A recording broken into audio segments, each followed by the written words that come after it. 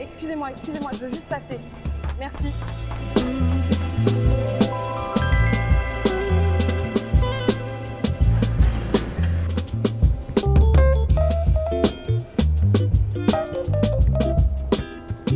Ce matin, en arrivant à l'atelier, je me suis dit qu'il serait peut-être temps que je vous balance un nouveau drop.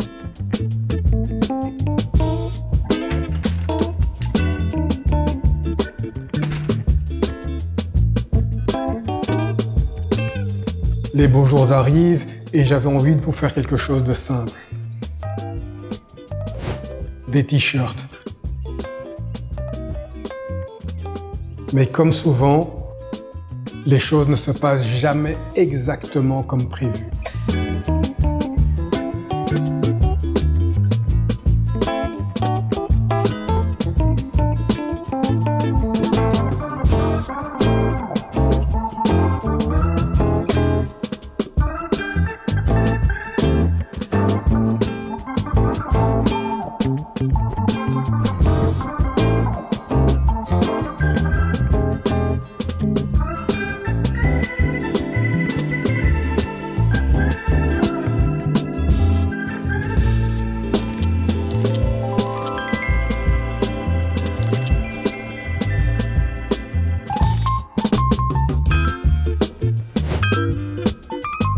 On m'a souvent demandé pourquoi j'intégrais des billets dans mes créations.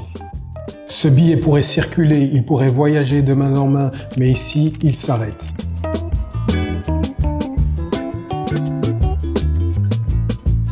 Je n'intègre pas l'argent dans mes vêtements, je suspends sa fonction.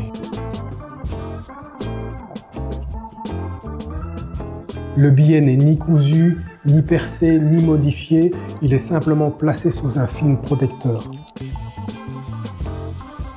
Il reste entièrement utilisable, il conserve sa valeur, il conserve son intégrité. Je ne le transforme pas, je le contextualise.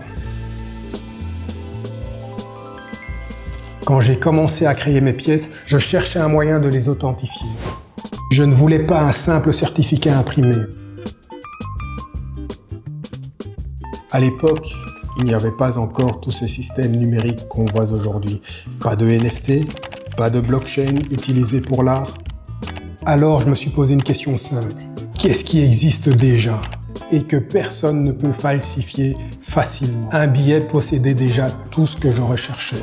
Un numéro de série unique? Un système anti-contrefaçon? Une traçabilité? Une existence physique réelle? Le système existait déjà, il suffisait simplement de le déplacer dans un autre contexte. C'était déjà le système parfait. Alors j'ai créé un registre. Chaque billet est associé à une pièce, une date, un propriétaire, une archive. Ce billet devient une clé d'identification. Mais avec le temps, j'ai compris que ce n'était pas simplement un système d'authentification. C'était une réflexion sur la valeur. L'argent est conçu pour circuler. Moi, je le fige. Je prends un objet dont la valeur est économique, je l'intègre dans un objet dont la valeur est artistique, il garde sa valeur monétaire, mais il en acquiert une autre. Il devient identité, il devient archive et il devient signature. Chaque t-shirt contient un billet réel. Chaque billet possède un numéro de série unique et chaque numéro est enregistré dans mes archives. Si quelqu'un copie le design, il ne pourra jamais copier l'identité. Le propriétaire peut choisir laisser le billet en place ou un jour le retirer. Dans les deux cas, l'histoire existe. La pièce aura porté ce numéro et ce numéro aura été enregistré. Je ne crée pas des vêtements, je crée des pièces avec une identité. Chaque pièce porte un numéro, chaque numéro porte une histoire. Et quand une pièce part, ce numéro ne reviendra jamais. Vous avez sûrement dû remarquer que toutes les impressions étaient faites à l'envers. Pour dire la vérité, c'était pas prévu. En fait, je me suis simplement trompé. C'est quand j'ai envoyé les fichiers à l'imprimeur, je les ai envoyés à l'envers.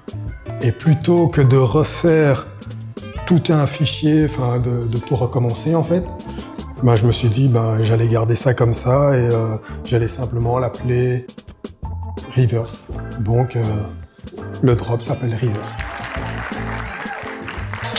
Et bien entendu retrouver les t-shirts sur mon site www.alainmukendi.com et sur le site de la boutique www.numero32.com et bien sûr ici sur place, 41 place de Beaupierre, 1000 Bruxelles, au 3e étage. Ah oui, une dernière chose, j'ai encore oublié de me présenter.